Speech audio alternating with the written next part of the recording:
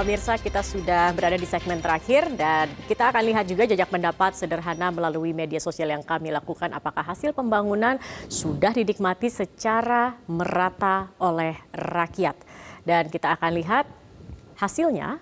90% ini responden menilai hasil pembangunan belum dinikmati secara merata oleh rakyat. Ini kembali lagi ya Bapak-Bapak, memang masalah pemerataan ini menjadi salah satu PR kita. Bagaimana kesenjangan masih cukup tinggi begitu. Nah ini kita di segmen terakhir mungkin juga sekalian penutup begitu dari Pak Asep terlebih dahulu. Pak Asep, untuk mengatasi kesenjangan, kemudian melakukan kesetaraan, apalagi kita punya target begitu kan Indonesia Emas 2045.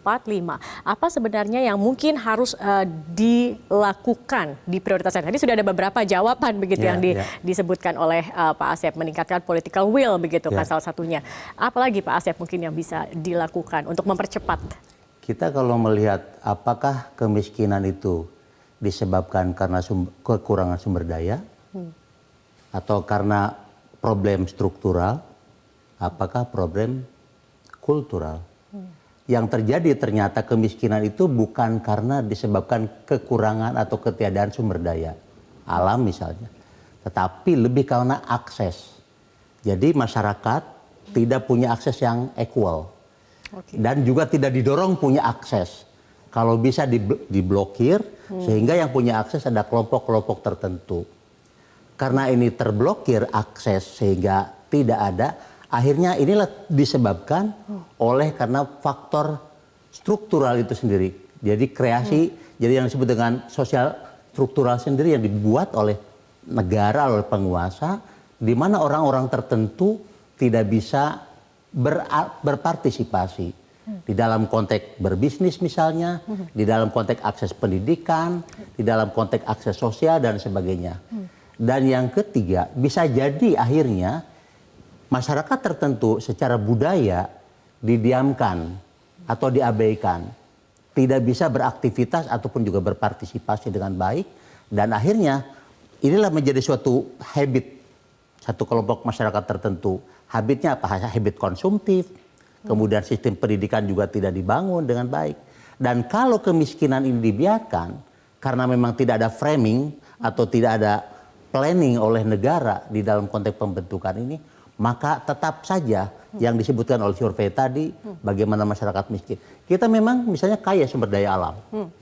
Kemudian kita juga tanah kita juga bisa ditanam di kapanpun. Baik. Nah, irigasi sekarang mulai dibangun. Tapi pertanyaannya, apakah petani diberi akses kepada pupuk dengan baik? Apakah juga nelayan diberi akses kepada bahan bakar yang baik? Dan ini menjadi problem, tetap aja. Akhirnya itulah faktor struktural atau kebijakan yang dibuat tidak mengarah ataupun memihak kepada kelompok kecil. Jadi pertanyaannya ini tidak mau apa tidak mampu begitu ya Pak? Ya itulah tadi, karena tidak ada prioritas sehingga yang terjadi ada beberapa konteks yang memihak hanya kepada orang tertentu. Pak Teguh, kalau kita mencari solusi dari apa yang menjadi permasalahan kesejahteraan atau pemerataan kesejahteraan ini, sebenarnya kan kita memiliki ya orang-orang di pemerintahan yang cukup mumpuni begitu dalam bidang ekonomi dan pendidikan. Tetapi mengapa kemudian sulit, dan solusi seperti apa sebenarnya yang harus dicari dan tepat sasaran? Oke, menurut saya sesuai dengan tema ini, yang kita butuhkan, kita nggak kekurangan ya, maksudnya dari orang di pemerintahan, ahli itu banyak, tetapi kita kekurangan negarawan yang punya pemikiran ke depan, yang jauh ke depan, sehingga mau meletakkan dasar fondasi bagi kemajuan bangsa ini. Artinya salah satu solusi dari isu pemerataan, isu kemiskinan, tetap saya kembali ke isu pendidikan. Isu kesehatan kita sudah cukup bagus, kita harus jujur mengakui, tapi isu pendidikan ini investasinya itu dan hasil investasi pendidikan itu nggak mungkin bisa dinikmati dalam 5 tahun. Sehingga bagaimanapun orang berpikir kalau melihat politisi dalam konteks 5 tahunan, orang akan malas untuk investasi di pendidikan yang dampaknya itu baru 10-15 tahun ke depan dirasakan. Sehingga yang dibutuhkan adalah sebuah negarawan yang punya visi panjang, jangka panjang, meletakkan fondasi. Itu yang pertama dari sisi pendidikan. Yang kedua adalah bagaimanapun juga kita harus mendorong lapangan kerja atau pekerjaan yang layak, baik yang bekerja di formal maupun informal. Ya sekarang ini yang missing adalah perlindungan kepada pekerja informal ini hampir nggak ada. Tidak ada jaminan kecelakaan kerja, kematian. Kita jangan ngomong mengenai pensiun lah. Kita perlindungan ini aja itu sebenarnya sudah cukup dan itu diharapkan. Dan saya rasa ini kalau angka-angkanya ya Mbak, ini hanya kita butuh untuk 20 juta pekerja itu nggak nyampe 5 triliun. 5 triliun bagi Indonesia itu kecil. Saya rasa dengan memberikan jaminan sosial kepada pekerja informal, karena yang formal sudah terlindungi, sehingga negara harus hadir dan adil kepada pekerja informal juga, dengan memberikan perlindungan kepada pekerja informal tadi, kecelakaan kerja, kematian, sehingga kalau ada apa-apa, mereka masih bisa hidup, melanjutkan kehidupannya. Jika ada apa-apa, misalnya meninggal atau apapun, itu ada jaminan anak-anaknya tetap bisa sekolah, sehingga tidak meninggalkan kalau bapaknya meninggal, anaknya jadi miskin. Artinya memang harus kita mau melakukan reformasi di membangun fundamental yang kuat mengenai pendidikan yang berkualitas. Yang kedua adalah kita membangun sistem ketenagakerjaan, terutama melindungi pekerja informal sehingga seluruh masyarakat ini aman, nyaman bekerja, nggak perlu memikirkan nanti kalau terjadi apa-apa, sehingga dia fokus kerja keras. Oke, baik. Terakhir Pak Sukidi juga ini kan kita juga bagaimana kemudian bisa memanfaatkan sumber daya manusia yang baik, tetapi kita lihat masih banyak ketimpangan, masih belum ada pemerataan. Bisa-bisa nanti bonus demografi bisa menjadi senjata makan tuan untuk Indonesia sendiri. Apa kemudian yang kita harus siapkan untuk mendapatkan sumber daya manusia yang berkualitas dalam tadi kan pendidikan yang harus merata dan berkualitas, itu kan salah satunya Pak Sukidi. Pertama Mbak Zaki, negarawan berpikir lintas generasi, lintas pemerintahan, dan berpikir dalam jangka panjang, ikhtiar untuk mewujudkan Indonesia Emas 2045. Bagaimana yang dilakukan seorang negarawan, bukan politisi, adalah pertama melakukan apa yang disebut sebagai human capital investment, investasi modal manusia, karena itu menjadi faktor penentu kemajuan satu bangsa. Dan kita menghadapi apa yang oleh Presiden Kim sebut sebagai human capital gap. Kesenjangan, ketimpangan modal manusia antara negara maju dengan negara berkembang. Dan bukan hanya itu, kita juga tertinggal jauh dengan negara-negara Asia Tenggara. Karena itu fokus utama negarawan adalah investasi pada sumber daya manusia. Tentu saja melalui pendidikan, tetapi percaya sama saya, pendidikan kita tidak akan berkualitas tanpa ekonomi yang bagus. Tidak ada kampus pendidikan yang berkualitas tanpa fondasi ekonomi yang kokoh.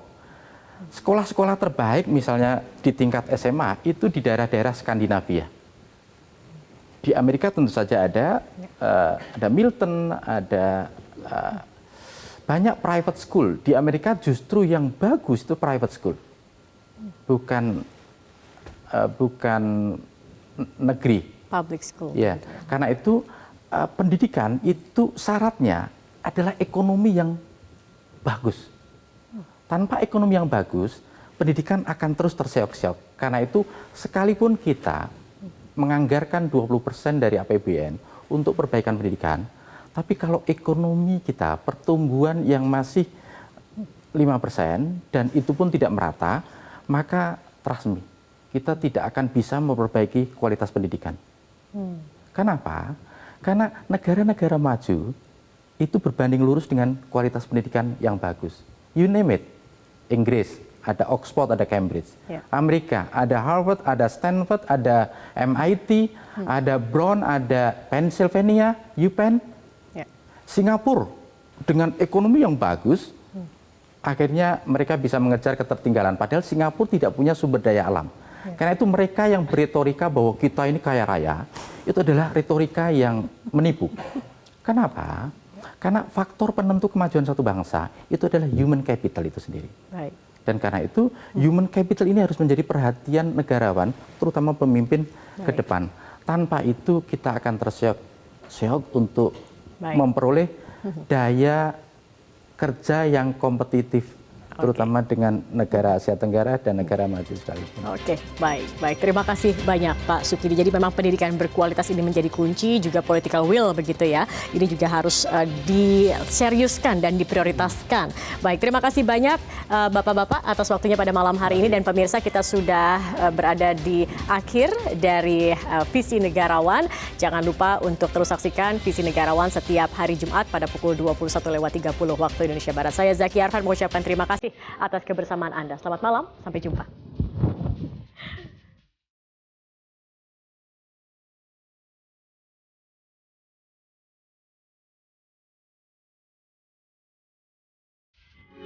Metro TV. Jelajahi cara baru mendapatkan informasi. Download Metro TV Extend sekarang.